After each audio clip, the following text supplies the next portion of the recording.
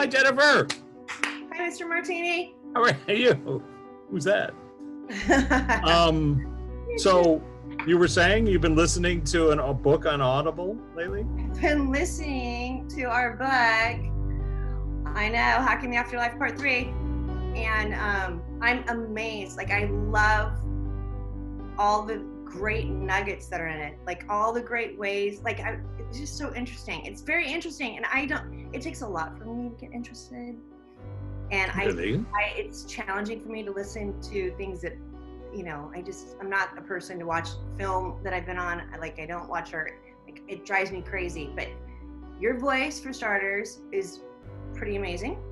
Well, I think it's pretty funny because in the Audible book, it's transcriptions of our sessions together, which we've been doing for a bunch of years. Mm-hmm. And then in the book, I'm actually reading your voice, which is very strange because I have my voice and then I'm doing Jennifer's voice, which doesn't sound like this at all, but whatever. I do your voice.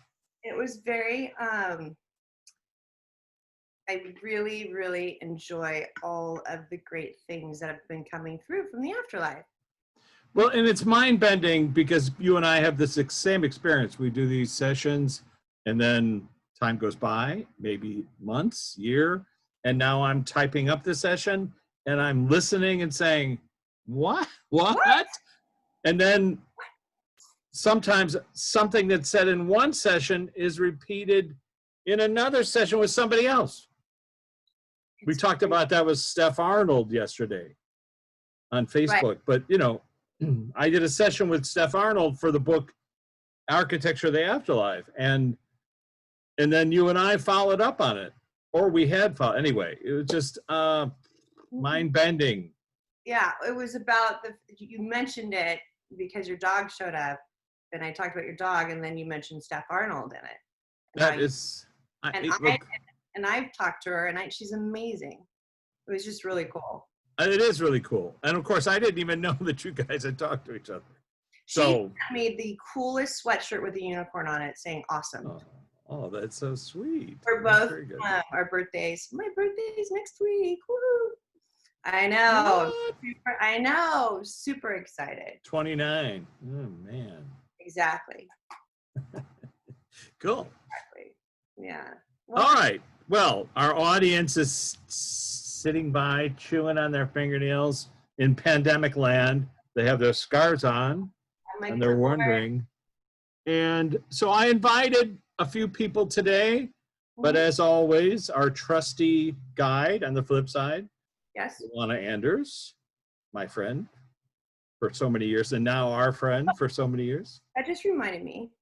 Yes. Someone asked me, who's Luana? If they just get into these interviews, they don't know Luana McLeod. Yeah, sometimes I just go, Luana, come on in.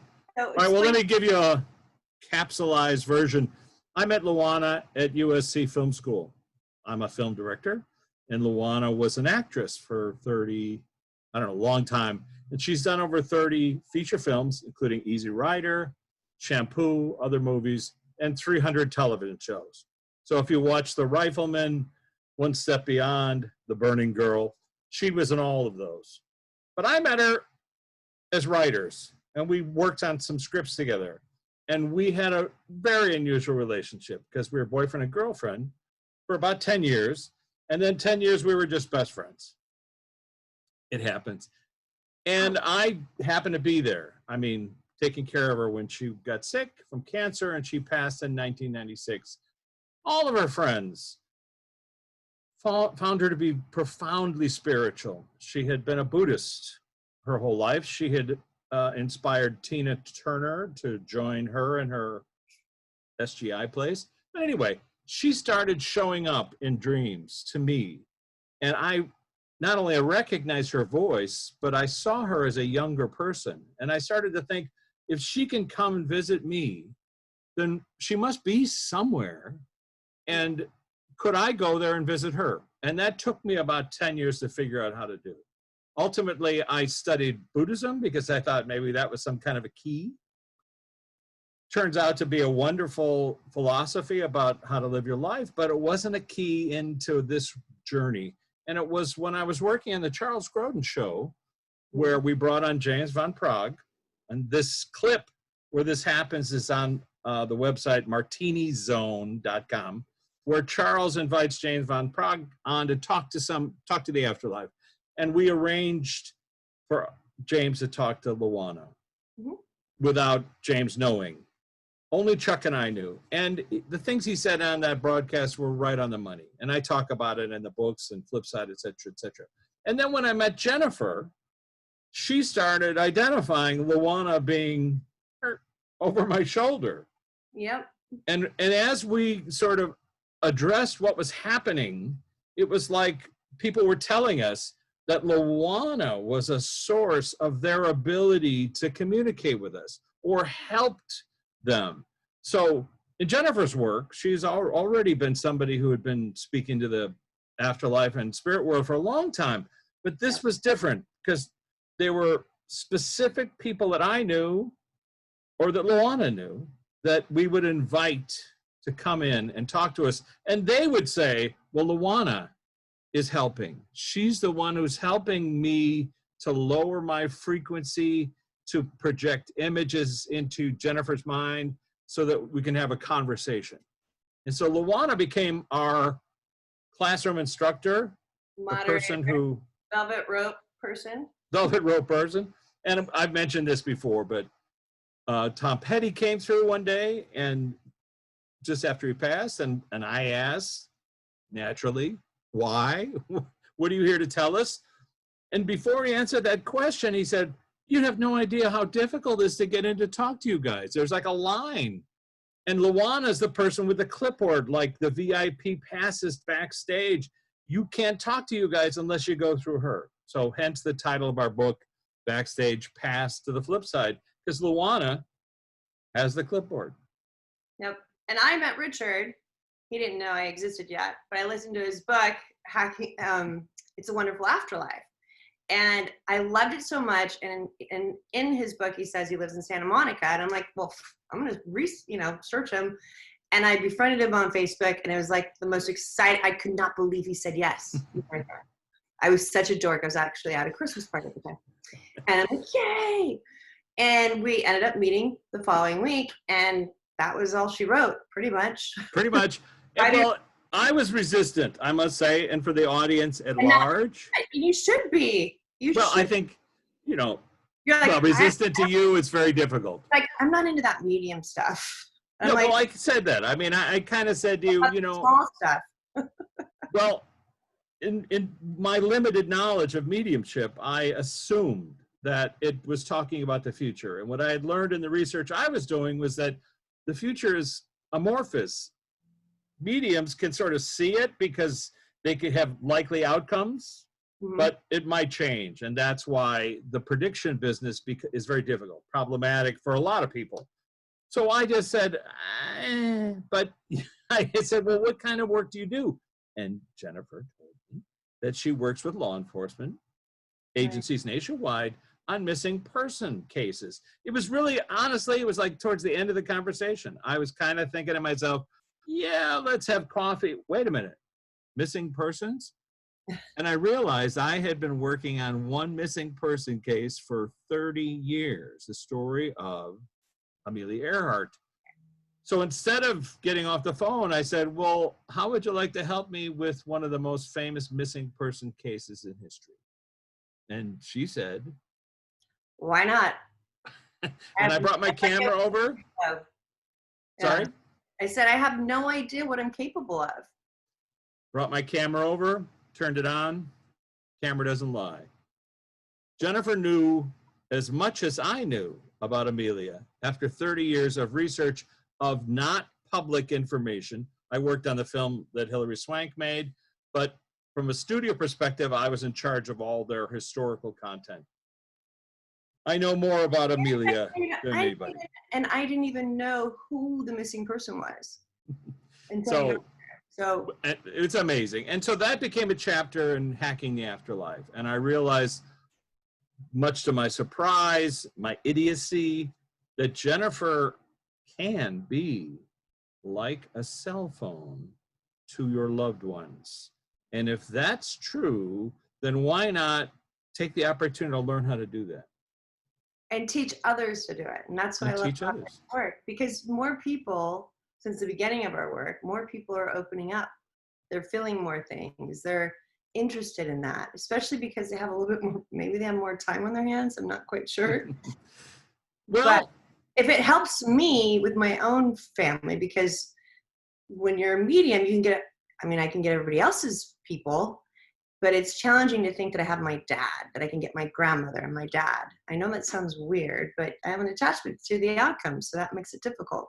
But I always know my dad's here during for class, and he's always showing up now before we were even there. So, and I think that's a common thing, because most people that I've talked to, especially mediums, when you ask them about their own connection to spirit, they kind of go, well, that's not how it works. You ask me questions and I hear answers. Well, mediums have their own journey. How did they first hear spirit, and who can they talk to, and who are their guides? So, Luana. Yes, what does she want to say? I know, I said Luana, she keeps showing up.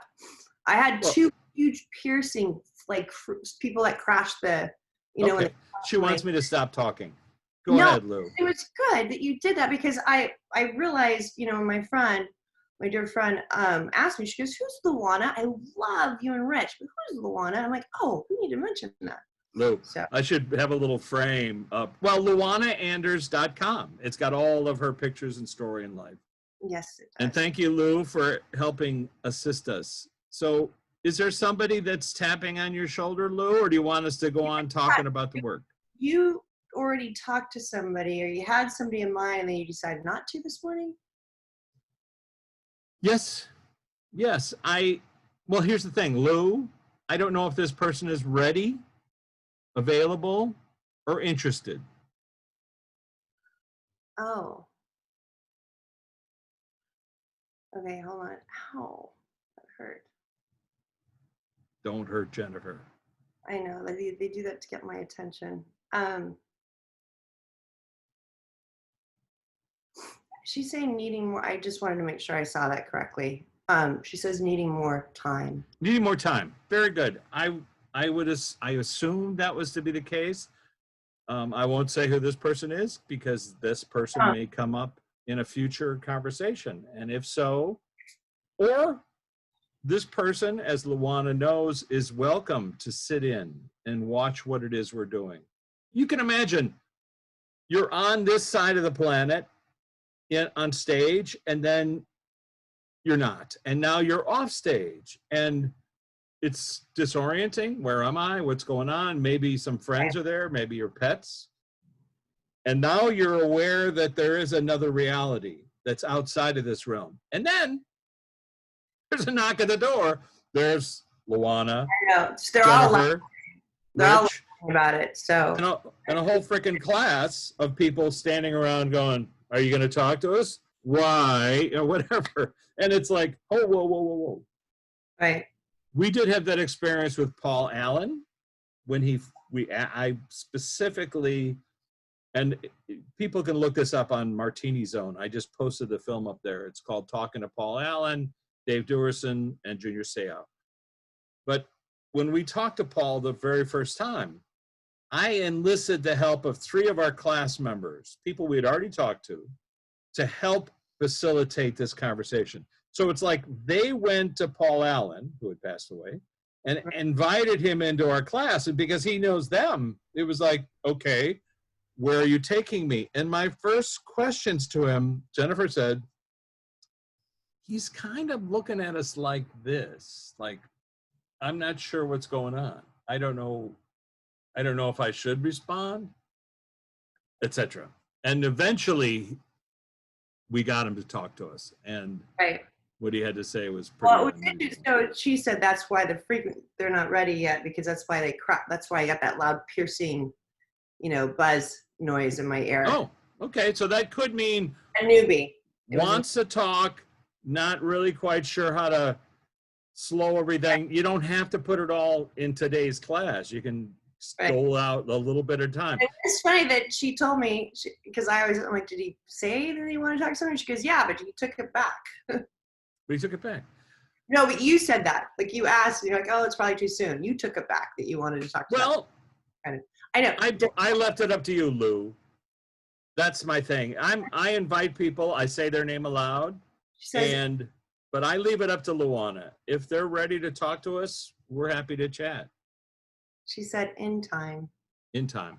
So who else has been on our list, in our line, that wants to come forward? You just told me happy birthday month. Very happy. Happy birthday, Jennifer. Wait a minute. When is it? Next one, it's Wednesday, July 1st. Wednesday, July 1, 1111, 71, 71. Yes. Did I repeat myself? No. 71. Yeah, you just repeated yourself. Just 71. 71. Okay. So that means we're going to miss you on your birthday. Can we get the whole class to sing happy birthday to Jennifer? 1, 2, Prince. Oh, that's funny because he showed up singing in my ear right before you said Prince. Happy birthday to you. Happy birthday to you. Happy birthday, dear Jennifer, from everybody on this side and the other. Happy birthday to you. Yo. You're welcome. Thank you. I love it. I love your ukulele. It's Prince. Prince, the last time we talked to him, he said, start playing your ukulele. I'm like, why? All right. All right. Lou? So where do you want to go? Lou, we're turning it over to Lou. Lou, where do you want us to go? She just showed me the universe. Okay. We can go anywhere. Okay, I got one. Let's talk to somebody that Jennifer and I talked to, that Jennifer talked to briefly. This is somebody who is an author and a trance person, somebody who many years ago was famous for trances. And I had a conversation with him via another author. The dad of Ghostbusters? Like the dad of the guy that was in Ghostbusters or wrote Ghostbusters? Do you know who I'm talking about? Oh, you mean like Dan Aykroyd's father? Or... Yeah, because he was also known. I did not know that. Oh yeah, that's where he came up with the idea. Oh. His dad used to do seances. Dan Aykroyd. You're kidding. Dan Aykroyd's father. Well, does he want to come forward? No. No, yeah. Okay. Okay, let's go with the guy that you're talking about. The guy I'm talking about, so we can skip down because we've already had a whole chapter about Edgar Cayce. Ooh, okay. And when I interviewed Edgar via a radio host in London, who I didn't know channeled Edgar when I did the show, but during the show, I asked him to talk to his guide, and it turned out to be Edgar. But in this conversation with Edgar, he said some really unusual things. And when the book was finished, I asked Jennifer to access him to give us a blurb for the book. As weird as that sounds. So Jennifer's talked to him. Yes, I have. And I'd like to ask Edgar to come forward because I do have some pandemic questions for him. Okay. Oof, getting the chills really bad. Okay, go ahead. Edgar, how are you, buddy?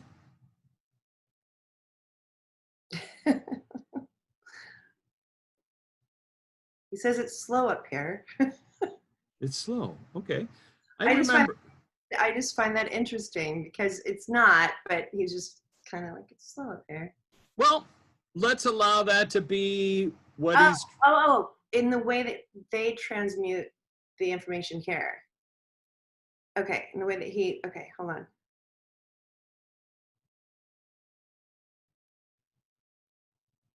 He said, thank you. It's easier where I'm at to get information versus being over there trying to tap into getting them to listen. Very good. I also noticed that the syntax of what you reported Edgar Cayce saying was very similar to his syntax when he was on the planet. I've spoken at the house that you lived in Virginia Beach. I've become friends with the guy. Hey, or something with him too. I don't know. I know we just talked about parties with me, but March. But Edgar.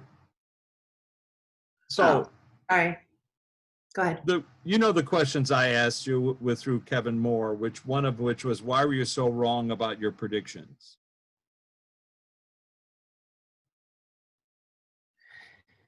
Okay, I'm trying really hard to make sure that I get this right. He says that there's something, it has to do something with the time period. So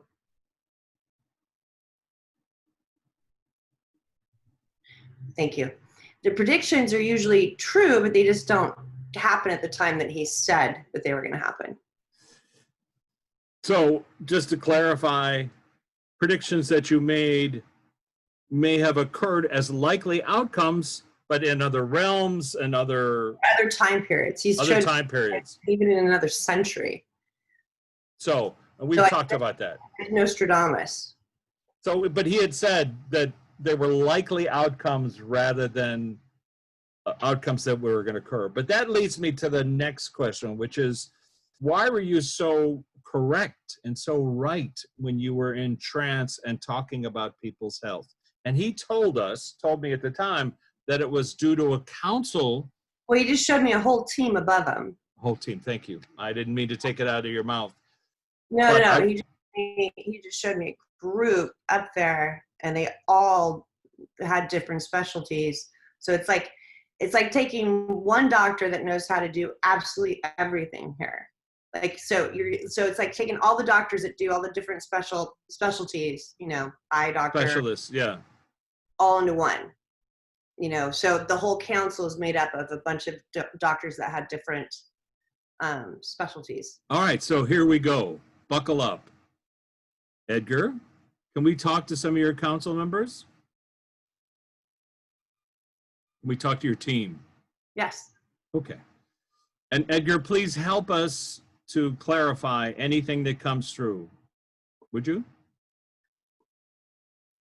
So how many people are on this team, this medical A team?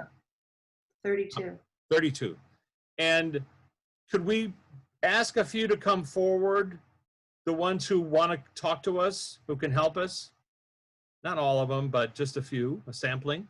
Okay, thank you. So it's like 32, but it's like 6. There's something dealing with for instance, an archangel that has 10 people behind him or whatever it is. So that's, I understand.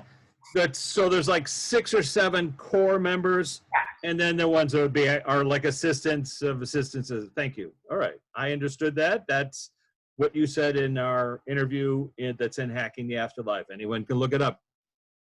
Didn't know. You didn't know. You wouldn't know that because you weren't there.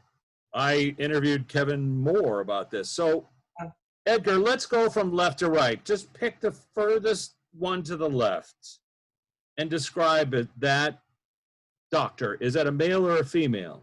A light or something else? Male, but hold on. Well, I'm not going to judge it, but Jesus is one of the doctors in Edgar's thing. So interesting, because he shows me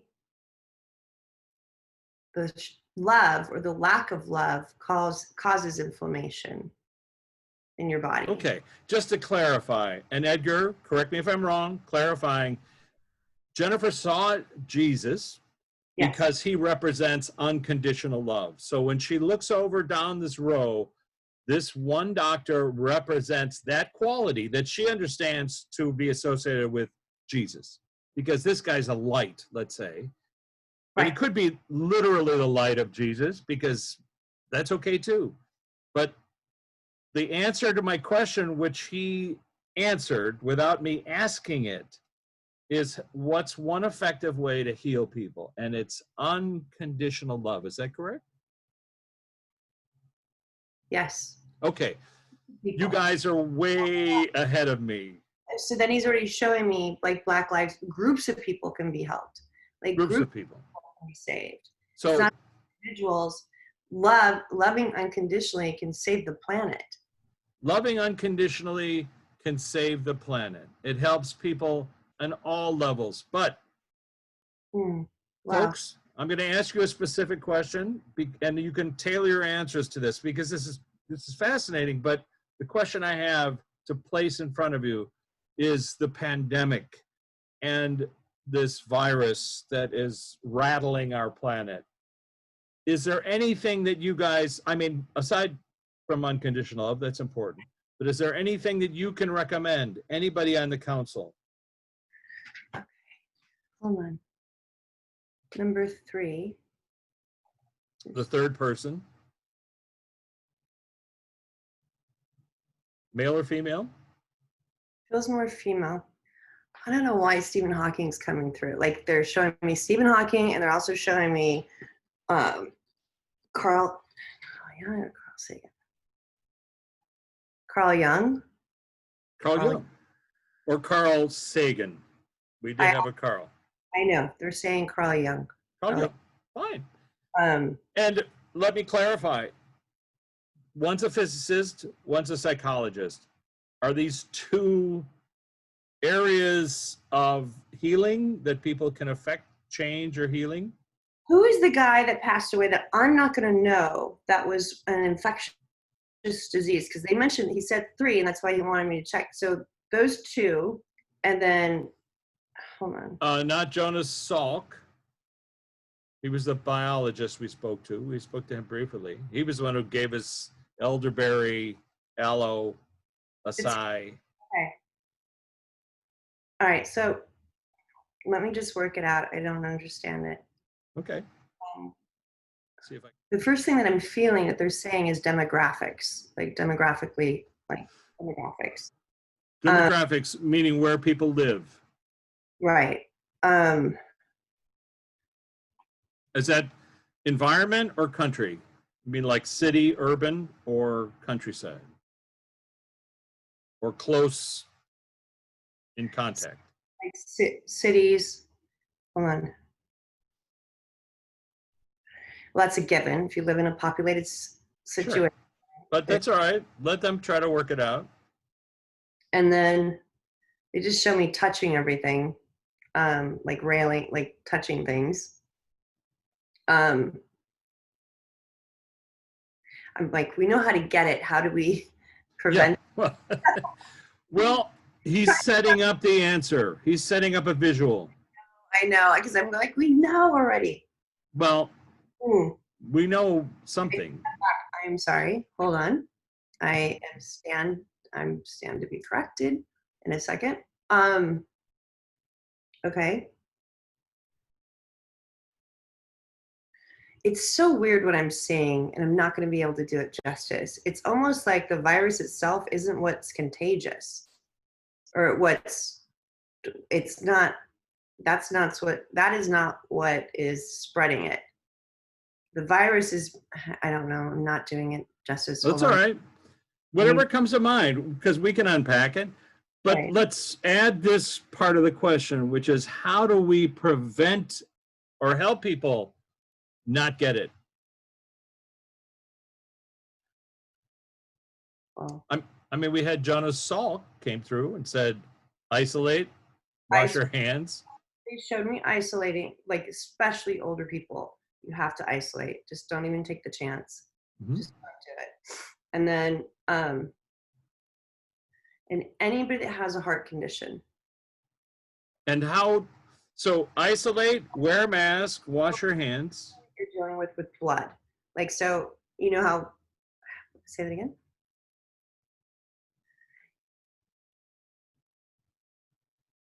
Especially if you're like a stroke candidate, which a lot of people don't know. Okay, let me ask you this. Let me interrupt them. Sorry, guys. I'm here. I get to ask the questions. I had this insight the other day that you take these supplements, iron and zinc and vitamin D, let's say.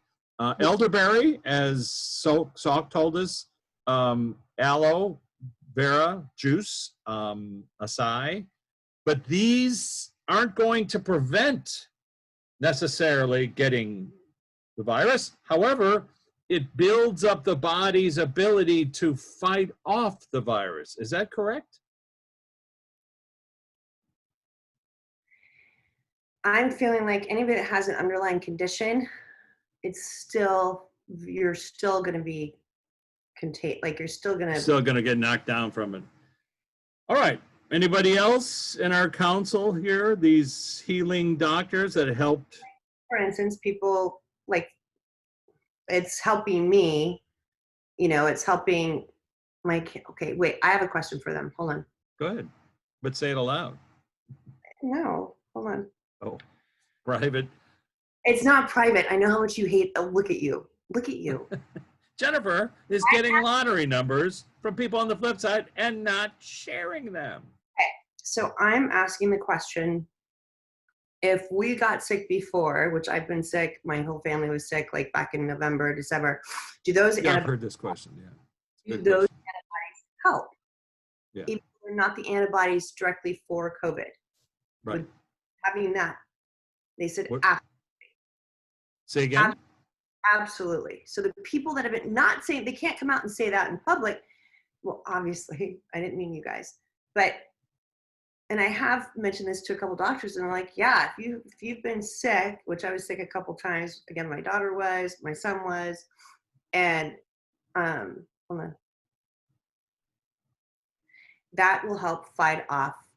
So the point being, if you've already had your immune system boosted by being ill, the boost of the immune system will help you fight off any possible infection. Because look, 80% of the people who get it survive. 20% get really sick and 5% don't survive. All right. So you got more people coming over to the flip side than you had before, guys. Correct? You said floodgates. Floodgates. Only in certain areas, though. And a lot of them were coming over anyway. Do these people sign up for a lifetime where they knew this would happen, or was this a random event? They say lifetimes. What do you mean? Lifetimes they've signed up over lifetimes, or all lifetimes? They're just showing me like the plague. They're showing me all, right. all different types of sickness. Like, so there's no. That's the cost of entry here. You might get sick. And truthfully, we'd have to talk to an individual to ask them why they signed up for a lifetime, and their answer might be, I avoided it in 1918, and this time I decided. There's an easy way out. Well, let's not give people an easy way out. They want to be here for a reason. Gosh, I forgot the responsibility we have. I did not mean that. They're just showing me, and I said it without thinking. It's all right. That's why I'm here. All right. Edgar, what do you want to tell us about your guys up here? Now that do you help people here on the planet? Do you guys still do that? Or are you helping people on other planets or other universes? He just showed me beaming light towards so many people here. All right, so let's talk about that. How do you do that? How do we focus the light that you have access to into our loved ones or ourselves so we can help ourselves? Healing light of the universe. You just ask. Just ask. Where does the light come from, sir? Is it come from your mind, or does it come from a physical place? It comes from God. And is that a physical place? No. No. So God, meaning the consciousness of the universe? Yes. Okay. I'd love to ask Edgar a question that I'm answering. Believed in, and so if we ask a Buddhist, then it'd be Buddha. If we ask, a Krishna, it'd be God. I understand. So it's the same energy, the whole pool of light energy. Whatever. Well, that's what comes back. So I'm just in terms of people trying to focus on. Well, they could ask Jesus, let's say, if that's the connection. Right. So there is. Unless they ask Lucifer, but wait a minute. I'm like, time out. I said, is there any? They're kidding around. That's why I laughed. Okay. I'm like, anybody that they can ask, and they said Lucifer. Lucifer, because there is no Lucifer. Correct, Edgar? Only in your heart. Only in your heart. Did you hear that, audience? There is no Lucifer, only in your heart, not out there, not a physical object or a person walking by. Sorry. Yeah. Yeah, walking by. Not, doesn't exist. You create it. All right. Times, can I ask him why he's come in a couple times? Yeah. Who? Edgar? My dad. Oh, your dad. Hi, Jim. How are you? Oh, I need to ask my mom that. I think my dad knew about Edgar Cayce, and then he showed me how he used to do some either meditations or hypnosis. Trance. Edgar would go into a trance and save lives. My dad would. So my dad showed me something. Oh, okay. Thank you. So he's showing me how, like, when you ask for help, your heart gets raised. Like, you can almost, like, when you, like, if you're doing a Buddhist meditation, if you're doing meditation, your heart lifts, and that easily accesses the same, like, he's just showing me the light going from here to here, like around. And so it's easy for one to ask for help. We just forget to do so. Okay. And just to clarify, Jim, because your dad has been taking classes in astrophysics, raising your frequency, raising your heart. Yes. Is a way to connect to your loved ones. Uplifting your heart is a way. Uplifting your heart, raising your frequency, uplifting your heart through meditation, through acts of kindness. Dad. Thank you. He said that's right. But he's also saying that your loved ones are part of the God group, like part of the energy. Your loved ones are there to help you. Okay. I'm not saying the same energy. I'm just saying there's a frequency. Well, you can say that. It's fine. I mean, but then we have to define what the God group is. I mean, is that like a band that's playing somewhere that we want to check out? I knew you'd do that, Richard. Well, no, I understand what Jim is saying. So let's just call Edgar's 6 or 7 healing doctors from the universe a godlike group, a group of higher energy avatars that help people or helped Edgar to save people's lives. He just showed us that we're a godlike group. So whatever you're saying, they're just. Okay, well, I'm just saying we're raising our frequency to access what they have to say, and that kind of mirrored or 1111 experience allows us to communicate and share things as well as heal. So in this idea of healing light of the universe, is there anybody else in your group that wants to speak to us? So we had the one person who talked about the Jesus energy of unconditional love. Stephen Hawking. Hold on. And Stephen Hawking. Let's ask Stephen. What's up, Steve? What time is it? I'm kidding. I'm kidding. The time is always now. Steve, what's up? Hold on. It takes a lot to get the virus if you are. If you're what? It's basically simple math. Don't go out, you won't get it. If you have underlying issues, don't leave. Uh-huh. Ask for help for people to come, he said he would have been dead for sure, which was, but okay. But is there an astrophysicist aspect to illness in general? Something that has to do with your specialty? Do I say that? It's like cleansing the planet. Hear me out, because I'm fighting with them over it. Don't.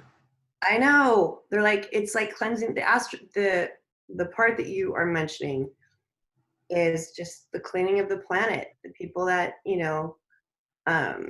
pollution, climate change, all of that stuff. All of it. Yeah. Yeah. And are you guys concerned about us, or is this just a day's work? All rolled their eyes like, are you kidding me? Hold on. Yes, all the time, 24/7, they said. Oh. And then I have to clarify, is it the planet that they're worried about or us? All of it. Okay, I want to clarify something, Stephen, and you're the perfect person to ask this to. And we referenced this a little earlier. It's that idea that if people see how you can communicate to people on the other side, if you see it and hear it, it makes it easier for everybody. Right. And my asking you a question and you putting the answer in Jennifer's mind, whether mentally, visually, or some other way, helps people. So you just said you're concerned about helping us 24/7, let's say, all the time. And people can access you, correct? Where they don't need Jennifer, they don't need me, but they can think of Stephen Hawking as you are, which is a healthy guy in his 20s, roughly. The biggest thing is they have to believe it. Okay, that's a given. They have to believe it's possible. Right. That's allowed. It's like anything.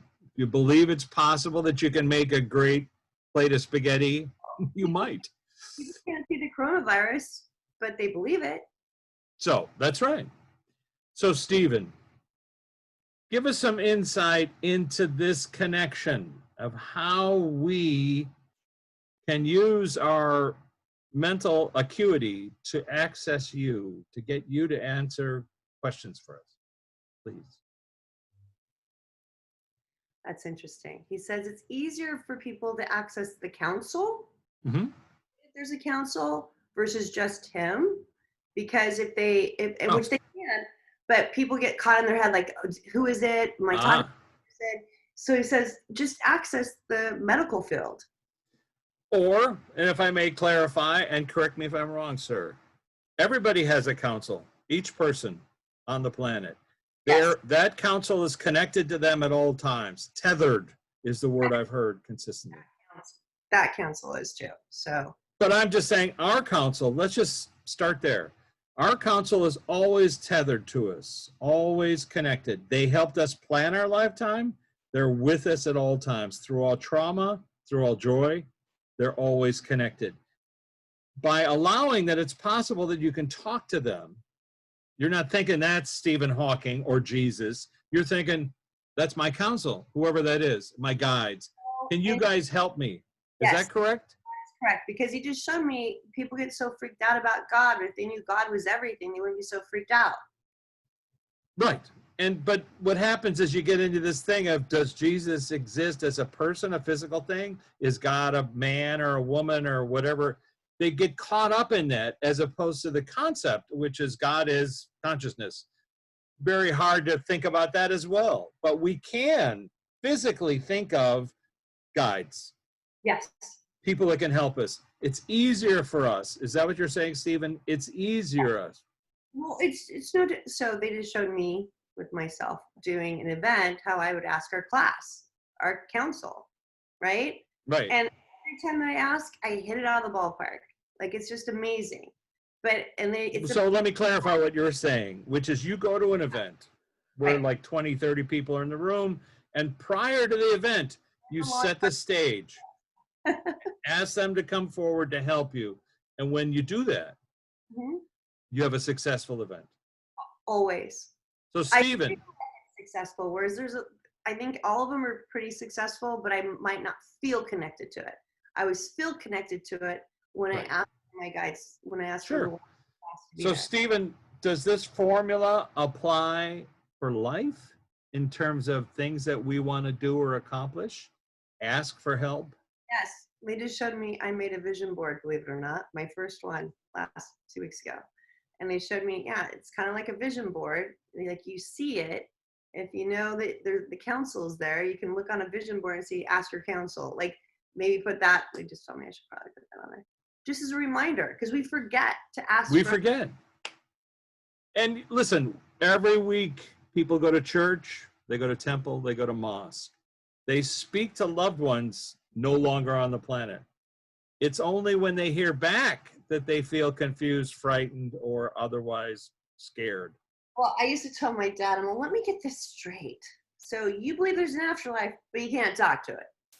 Or they can't answer it. Or they can't answer. Yeah. he's just going like this. He goes, yeah, I did. That was kind And of. Jesus, our Yeah. friend, our buddy, because we've had this conversation with him before. People Right. ask for you all the time, and they run into you in near-death events or whatever. They're on the flip side, and they run into you, and they're like, oh my God, look what it is. It's God, it's Jesus. And sometimes you're the one who says, no, not now. Go back. It's not your time yet. Yeah. But you still exist because you never left. Correct. That's the second coming. It's becoming aware that he never left. Yep. And that doesn't mean the second coming of the coronavirus. Right. Or the second coming of a bunch of guys with mitered hats and carrying poles around and scaring the heck out of people and chariots and fire and all that stuff. I mean, just by this, you know, this podcast today, like love really can conquer everything. Everything. If we're just able to like be able to conceivably know that with love, with what you said before about love, unconditional love, we can heal everyone.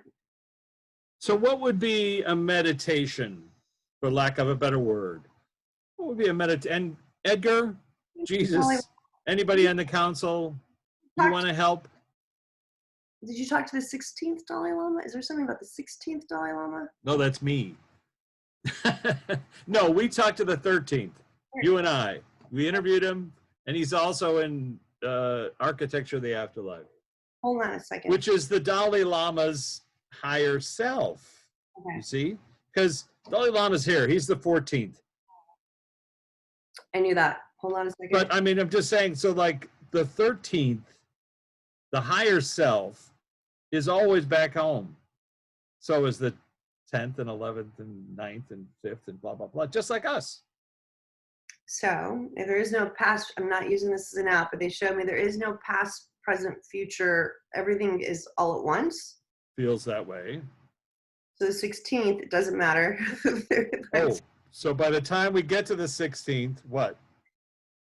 I'm asking where the meditation's coming from, and I felt Buddha.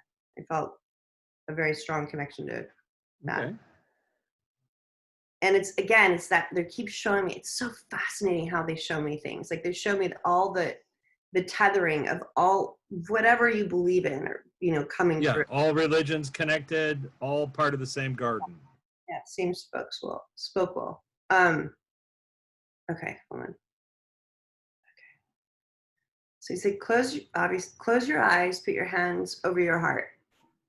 And then think of your loved ones, and think of the loved ones that you don't even know. Like the loved ones that you don't even know. So they're trying to give you an infinite amount of people to help. Notice your breath. And then go to your favorite place in your mind, whether it's the ocean, whether it's a park, whether it's with your go to your favorite place. In your mind. Yeah. Construct that favorite place.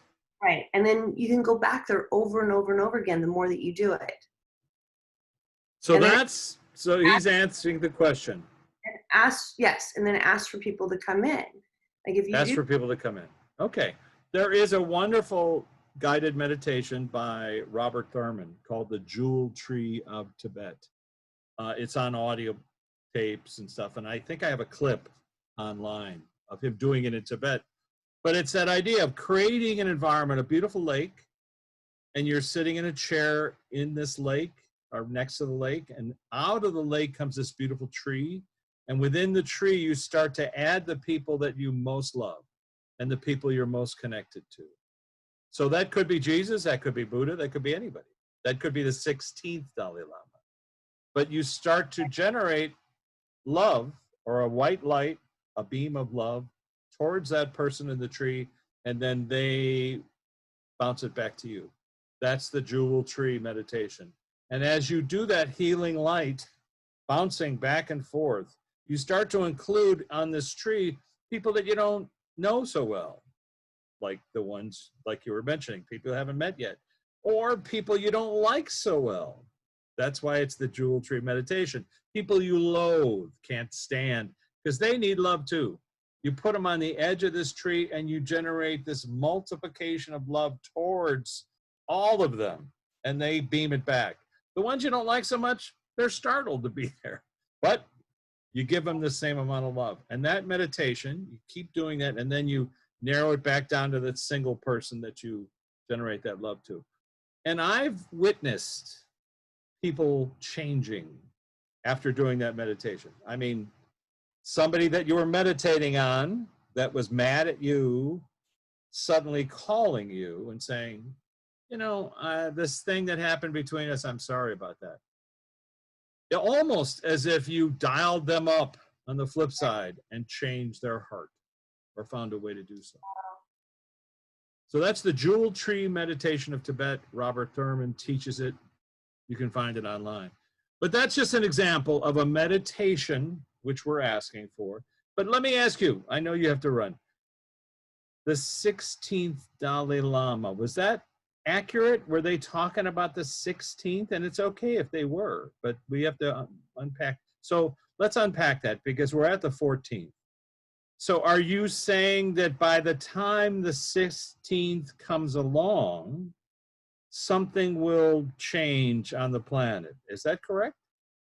So that's a prediction of the future. You just showed me the veil just being lifted completely. Okay. We, you know, and 50% of the people will believe it. So it's not like. Well, that's okay, but that aside, and Jennifer and I have discussed this quite a bit. She hears from guides on the flip side that time doesn't exist. I hear in my research that time exists relatively, that 25 years on Earth feels like 5 or 10 minutes over there. So it's a relative thing that we live our lives in linear fashion, but once we're off the planet, we see them all in 3 dimensions. You know what I got earlier was make this your best life. Like make this why, forget all your other lives, make this the most fun. That's very key, very key. But also knowing that they happened allows you not to be so stressed about the stuff that happens in this one. Correct. But if you had takeaways, one of the things I've mentioned a lot recently to clients and to friends is love. Did you love well? Love indecently. We heard that from Will Shakespeare. That's a Backstage Pass. Love indecently. Love indecently, yes. That was Will Shakespeare gave us that. Robin. Love.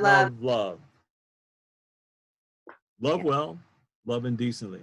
So what we learned today from Edgar Cayce and his crew is that love is a key element to healing on all levels.